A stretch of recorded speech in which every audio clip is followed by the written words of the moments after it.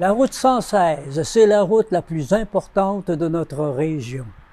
Des milliers d'autos et de camions y circulent chaque jour. Mais savez-vous quelle est son histoire? Savez-vous qu'elle a changé notre territoire? Aujourd'hui, nous rencontrons M. Fernand Raymond, un retraité du ministère des Transports qui va nous conter l'histoire de l'épine dorsale de notre région.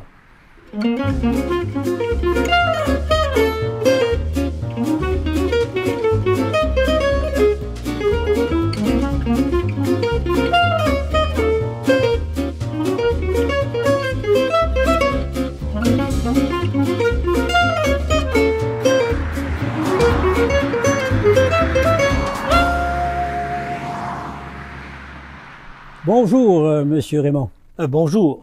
Merci d'avoir accepté de venir nous conter l'histoire de la plus importante de nos voies de communication. D'abord, une question toute simple. D'où vous vient l'intérêt historique de la route 116? Depuis fort longtemps, l'histoire du Québec me passionne. Alors, quand Archives Boisfranc m'a demandé de faire des recherches sur les débuts et le développement de la route 116, j'ai dit oui. Et de plus, avec mes 32 ans de travail au ministère des Transports du Québec, cela me permettra de redécouvrir cette route. Puisque vous le mentionnez, touchons à votre passion. Toute histoire a un début. Et la route 116 origine, cela va de soi, de l'arrivée des pionniers. Pouvez-vous nous parler un peu des premiers tracés de communication? Tout d'abord, oublions la 116. Parlons de la route 5, son ancêtre. Donc, vers 1835, les tracés étaient tout simplement les cours d'eau et quelques sentiers amérindiens.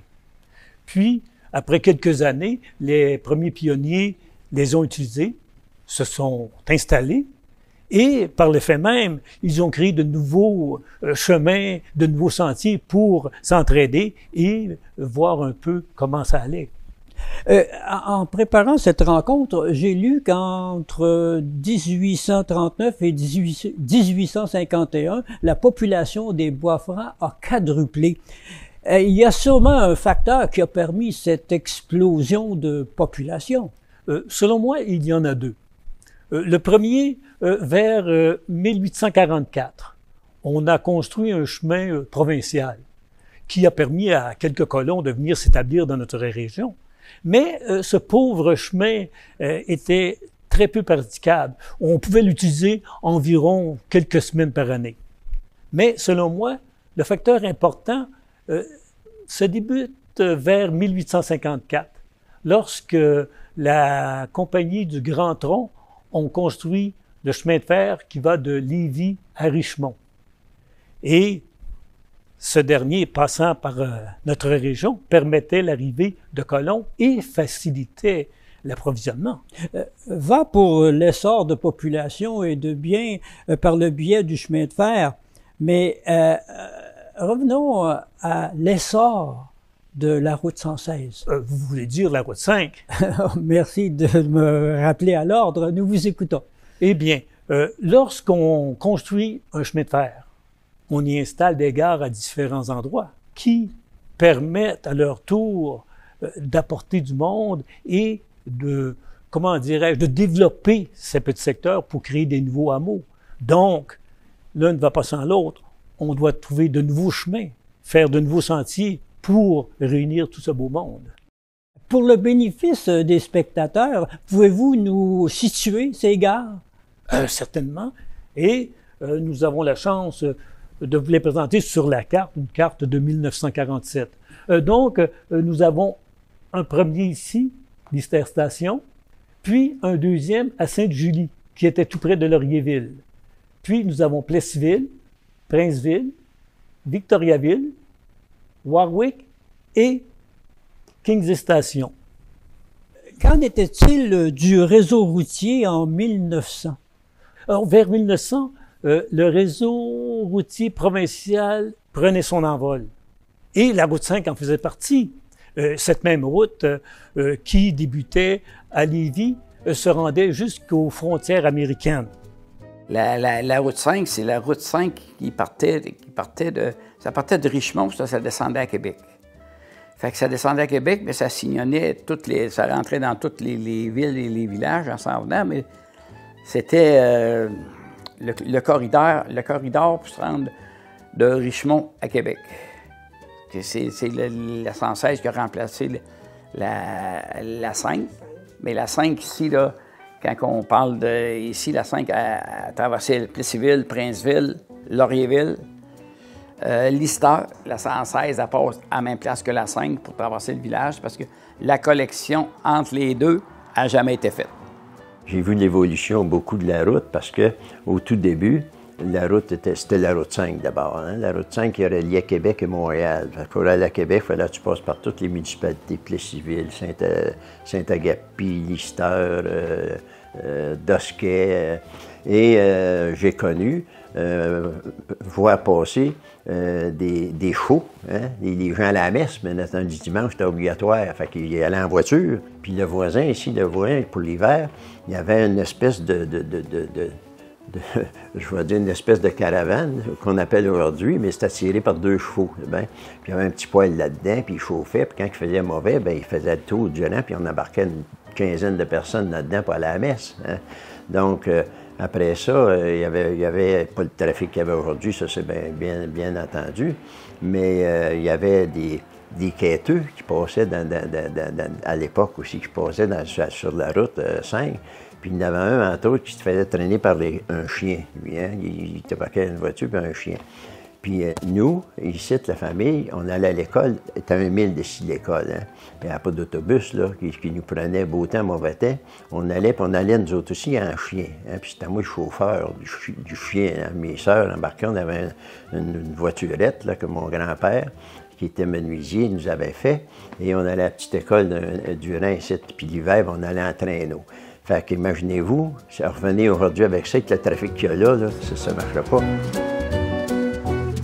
Moi, je l'ai toujours connu avec de l'asphalte. Je ne l'ai pas connu là, en gravelle. Puis c'était la route qui partait des États-Unis puis qui montait à Québec. L'été, il y avait beaucoup de trafic. Les Américains qui venaient visiter Québec, c'était leur voie de passage, ça, ici. Fait que le trafic n'était pas ce qu'il est aujourd'hui, par exemple. L'hiver n'était pas ouvert. C'était juste pour les chevaux. Puis là, à un moment donné, là, dans les années 45-50, bien là, il commençait à avoir des voitures, à avoir un besoin. Mais ça n'a pas ouvert, c'est l'entreprise privée qui a pris l'initiative de l'ouvrir pour l'hiver. Fait que, puis il y avait parce que c'était l'entreprise privée, il fallait qu'ils se financent. Fait que là, il y avait des barrières. Probablement qu'il y avait des abonnements pour l'année, ceux qui passaient souvent, puis d'autres, il fallait qu'ils payent une fois de temps en temps. Puis il n'était pas bien loin ici, sur la route Kirouac, le poste de payage. Parce que passer ici, pour s'en aller à Arthabasca, la côte de l'église, ça, là, c'était pas pensable là, de faire ça l'hiver. Fait que je faisais le détour pour aller à Victoriaville pour aller là. Avec l'augmentation des véhicules sur les routes, ce pauvre chemin de terre et de gravier se déformait facilement. Donc, en début des années 30, je crois, un nouveau procédé, le macadam. C'était un mélange de pierre, de sable et de bitume qu'on compactait pour donner une certaine rigidité à la chaussée. Cela ne tenait qu'un moment. Mais la meilleure amélioration, je crois, est à la fin des années 30, lorsque l'asphaltage a permis d'augmenter la durabilité, la sécurité, le confort de cette route. Dimanche, là, quand j'étais petit, on s'assisait sur la galerie, là, puis mes parents nous achetaient des croque-jack, des croque-jack, dans le temps. Puis on regardait le trafic passer, puis les meilleures journées, là, c'était la fête du travail.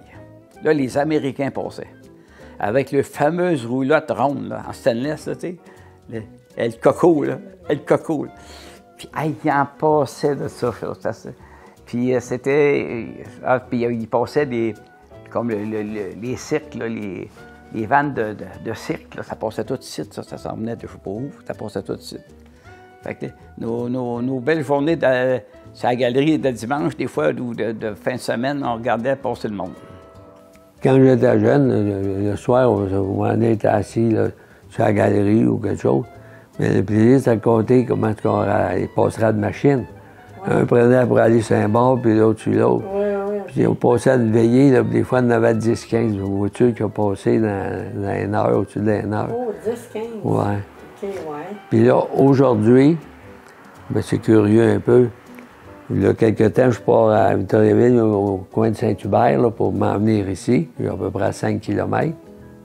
Même pas. J'ai compté au-delà de 100 chars que j'ai rencontrés.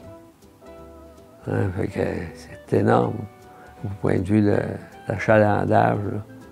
Puis quand on voyait passer plusieurs chars qui suivaient, c'est parce qu'il devait y avoir un mariage ou bien un service, quelque chose. Là,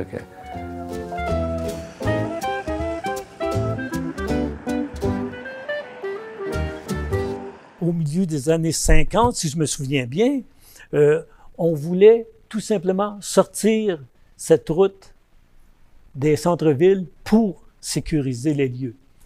Donc, aussitôt, la population, les maires, les députés ont demandé au gouvernement de revoir leur réseau.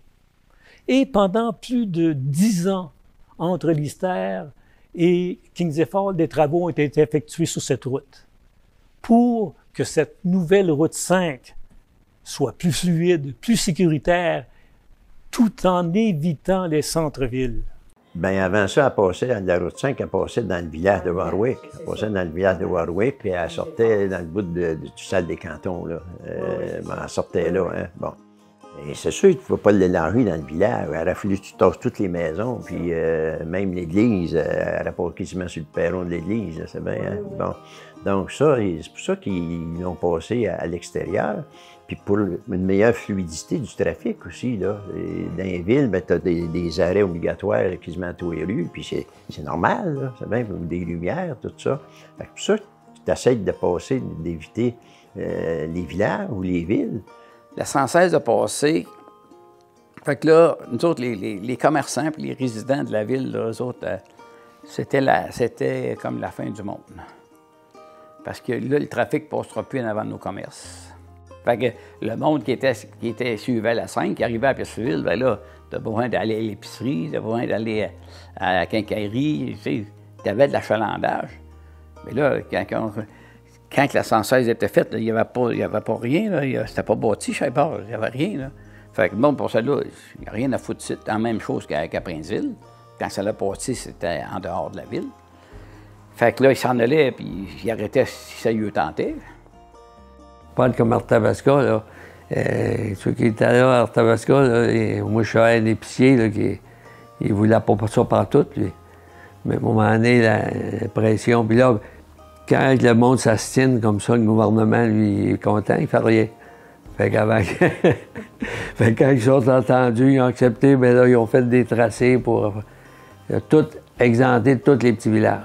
Le monde avec raison, les utilisateurs de la route avec raison, bien, ils ne veulent plus passer dans les villages parce que, c'est les vieux villages, c'est des rues étroites, puis il y a du trafic lourd là-dedans.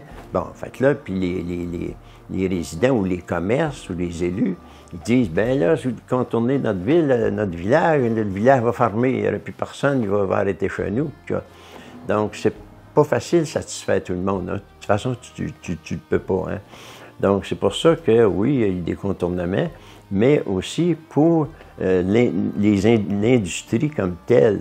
Il y a beaucoup d'échanges, eux autres, là, nos industries, que ce soit à Plessisville, Victoriaville ou Warwick, ou nommer ceux-là, ils ont des échanges entre eux autres. Puis la matière première, ils l'ont pas sur place, il faut qu'elle fasse venir en quelque part. Hein.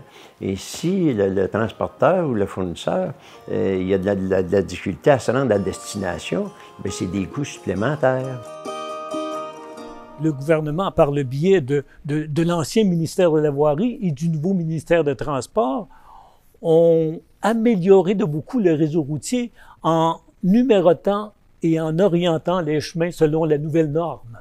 les autoroutes étaient numérotées de 1 à 99, la route nationale de 100 à 199 et les routes régionales de 200 à 399. De même, pour l'orientation, les routes est-ouest devenaient paires et les routes nord-sud impaires. C'est vers les années 1900, plus précisément en 1972, que la route 5 est décédée pour laisser la place à la route 116. Puisque la majorité de la population a à peine une connaissance de cette fameuse route 5, pouvez-vous nous tracer un peu ce trajet originel de la route 105? Ça me fera plaisir et nous allons en profiter. Nous avons ici une carte de 1947 qui nous décrit très bien le parcours de la route 5 et par après, je vous indiquerai quelque peu les modifications qui ont eu lieu dans les années 60 et 70 pour la future route 116. Donc, nous partons de Denville, à la limite de Kings Fall, et aussitôt, nous rentions dans le village par la rue Tardy, puis la rue Marie-Victorin nous menait vers Warwick. À Warwick, il n'y avait pas d'autre chemin, donc on prenait la rue Saint-Louis. Encore là, on traversait le village.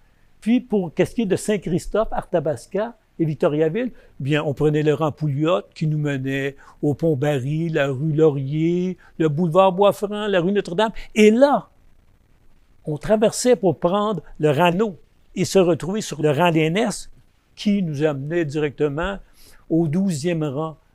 Donc, nous prenions ce chemin, puis la rue Saint-Jacques pour traverser Princeville et la rue de Mers, puis on enfilait vers Plessisville. À Plessisville, encore là, il fallait traverser sur la rue principale qui était la rue Saint-Calix, puis on prenait la route 267.